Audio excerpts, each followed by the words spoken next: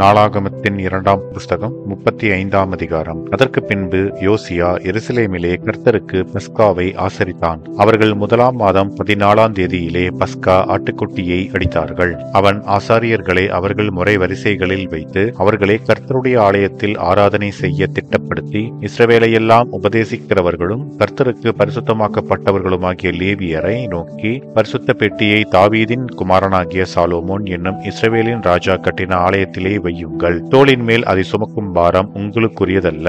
இப்போது நீங்கள் உங்கள் தேவனாகிய கர்த்தருக்கும் அவருடைய ஜனமாகிய இஸ்ரவேலுக்கும் ஊழியஞ்செய்து இஸ்ரவேலின் ராஜாவாகிய தாவீது எழுதின கட்டளைக்கும் அவன் குமாரனாகிய சாலோமோன் எழுதின கட்டளைக்கும் ஒத்தபடியே உங்கள் பிதாக்களின் குடும்பத்தாருக்காக குறிக்கப்பட்ட வரிசையிலே உங்களை ஆயத்தப்படுத்தி ஜனங்களாகிய உங்கள் சகோதரருக்காக பரிசுத்த ஸ்தலத்திலே பிதாக்களுடைய வம்ச பிரிவுகளின்படியேயும் லேவியருடைய வம்சத்தார் வகுக்கப்பட்டபடியேயும் நின்று பஸ்கா ஆட்டுக்குட்டியை அடித்து உங்களை பரிசுத்தம் பண்ணி மோசேயை கொண்டு கர்த்தர் சொன்னபடியே உங்கள் சகோதரர் செய்யும்படி அவர்களுக்கு அவைகளை ஆயத்தப்படுத்துங்கள் என்றான். வந்திருந்த ஜனங்கள் எல்லாருக்கும் அவர்கள் இலக்கத்தின்படியே பஸ்கா பலிக்காக 30,000 ஆட்டுக்குட்டிகளையும் வெள்ளாட்டுக்குட்டிகளையும் 3000 காளைகளையும் ராஜாவாகிய யோசியா தன்னுடைய ஆஸ்தியிலிருந்து கொடுத்தான். அவனுடைய பிரபுக்களும் மனப்பூர்வமான காணிக்கையாக ஜனத்திற்கும் ஆசாரியருக்கும் லேவியருக்கும் கொடுத்தார்கள். தேவனுடைய ஆலய விசாரணை கர்த்தாவாகிய இல்கியாவும் சகரியாவும் எகியேலும் ஆசாரியர்களுக்கு பஸ்கா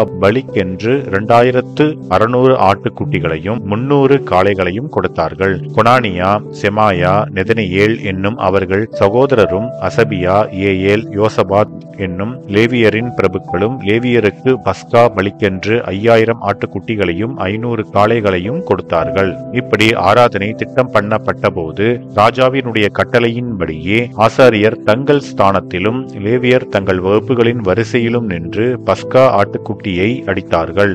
ஆசாரியர் அவர்கள் கையில் இருந்து இரத்தத்தை வாங்கி தெளித்தார்கள். லேவியர் தோல் உரித்தார்கள். மோசேயின் புஸ்தகத்தில் எழுதியிருக்கிறபடி ஜனங்கள் கர்த்தருக்கு பலி செலுத்தும்படி அவர்கள் தகன பலி மிருகங்களை பிதாக்களுடைய வம்ச பிரிவுகளின்படியே இவர்களுக்கு கொடுக்கத்தக்கதாய் அவைகளை பிரித்து வைத்தார்கள். காளைகளையும் அப்படியே செய்தார்கள். அவர்கள் பஸ்கா ஆட்டுக்குட்டியை நியாய முறைமையின்படியே அக்கினியில் பொறித்து பரிசுத்தமாக்கப்பட்ட மற்றவைகளை பானைகளிலும் கொப்பரைகளிலும் சட்டிகளிலும் சமைத்து ஜனங்களுக்கெல்லாம் தீவிரமாய் பங்கிட்டு கொடுத்தார்கள். பின்பு தங்களுக்காகவும் ஆசாரியருக்காகவும் ஆயத்தப்படுத்தினார்கள். ஆரோனின் புத்திரராகிய ஆசாரியர்கள் சர்வாங்க தகன பலிகளையும் நினத்தையும் செலுத்துகிறதில் இரவு மட்டும் வேலையாயிருந்தபடியினால் லேவியர் தங்களுக்காகவும் ஆரோனின் புத்திரராகிய ஆசாரியருக்காகவும் ஆயத்தப்படுத்தினார்கள். தாவீதும் ஆசாபும் ஏமானும் ராஜாவின் ஞான திருஷ்டிக்காரனாகிய எதுத்தூனும் கற்பித்தபடியே ஆசாபின் புத்திரராகிய பாடகர் தங்கள் ஸ்தானத்திலும் வாசல் காவலாளர் ஒவ்வொரு வாசலிலும் நின்றார்கள். அவர்கள் தங்கள் ஊழியத்தை விட்டு விலகக்கூடாதிருந்தது.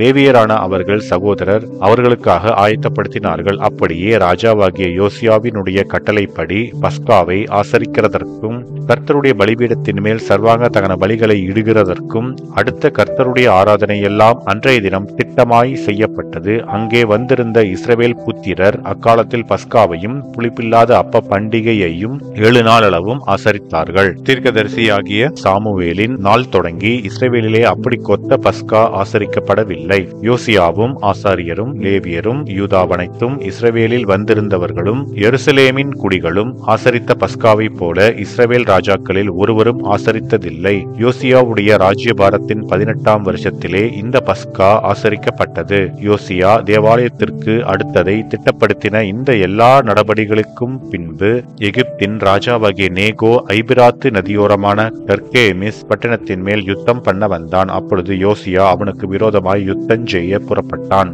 அவன் இவனிடத்துக்கு ஸ்தானாபதிகளை அனுப்பி, யூதாவின் ராஜாவே, எனக்கும் உமக்கும் என்ன? நான் இப்போது உமக்கு விரோதமாய் அல்ல, என்னோடே யுத்தம் பண்ணுகிற ஒருவனுக்கு விரோதமாய் போகிறேன். நான் தீவிரிக்க வேண்டும் என்று தேவன் சொன்னார். தேவன் என்னோடு இருக்கிறார். அவர் உம்மை அழிக்காதபடிக்கு அவருக்கு எதிரடை செய்வதை விட்டுவிடும் என்று சொல்லச் சொன்னான். ஆனாலும் யோசியா தன் முகத்தை அவனை விட்டு திருப்பாமலும் நேகோ சொன்ன தேவனுடைய வாயின் வார்த்தைகளுக்கு செவிகொடாமலும் அவனோட யுத்தம் பண்ண வேஷம் மாறி மெகிதோவின் பள்ளத்தாக்கிலே யுத்தம் பண்ணுகிறதற்கு வந்தான். வில்வீரர் யோசியா ராஜாவின் மேல் அம்பெய்தார்கள். அப்பொழுது ராஜா தன் ஊழியக்காரரை நோக்கி, என்னை அப்புறம் கொண்டு போங்கள், எனக்கு கொடிய காயம் பட்டது என்றான். அப்பொழுது அவனுடைய ஊழியக்காரர் அந்த ரதத்தின் மேல் இருந்து அவனை இறக்கி அவனுக்கு இருந்த 2வது ரதத்தின் மேல் ஏற்றி அவனை எருசலேமுக்கு கொண்டு வந்தார்கள். அவன் மரணம் அடைந்து தன் பிதாக்களின் கல்லறையில் அடக்கம் பண்ணப்பட்டான். யூதாவிலும் எருசலேமிலும் உள்ள யாவரும் யோசியாவுக்காக துக்கம் கொண்டாடினார்கள். எரேமியா யோசியாவின் மேல் புலம்பல் பாடினான்.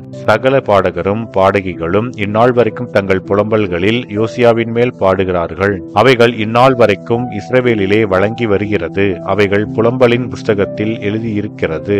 யோசியாவின் மற்ற வர்த்தமானங்களும் கர்த்தருடைய நியாயப்பிரமாணத்தில் எழுதியிருக்கிறதற்கொத்த அவன் செய்த நன்மைகளும் அவனுடைய ஆதியோடந்த நடபடிகளும் இஸ்ரவேல் யூதா ராஜாக்களின் புஸ்தகத்தில் எழுதியிருக்கிறது என்பதே. ஆமென்.